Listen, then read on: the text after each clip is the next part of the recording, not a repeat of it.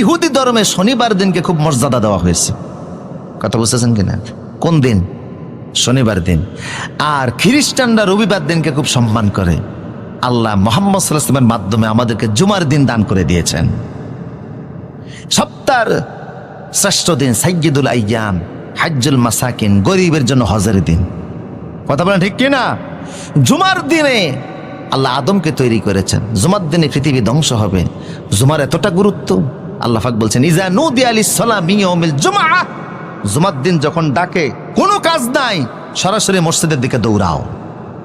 ঠিক কিনা বলেন? আল্লাহ রসুল বলতেন কেউ যদি জুমার দিনে আগে আগে মসজিদে যায়, ও দানা মিলাল ইমাম, ইমামের কাছাকাছি গিয়ে বসে, ফাস্তামা আল খুতবা, মনোযোগ সহকারে বক্তব্য শুনে, এই লোক বাড়ি থেকে মসজিদ পর্যন্ত যেতে যত কদম পড়েছে, প্রত্যেকটা কদমে 1 বছরের নেক আমল করলে, রোজা রাখলে, নফল নামাজ পড়লে যে সওয়াব হতো, জুমার দিনে মসজিদে 1 কদম দেওয়ার কারণে 1 বছরের সওয়াব আল্লাহ তার আমল নামার ভিতরে উঠায় দিবে। জুমার দিনে আপনার বাড়ি থেকে মসজিদ যদি 100 কদম হয়, 100 বছরের সওয়াব আপনার আমল নামায় উঠবে।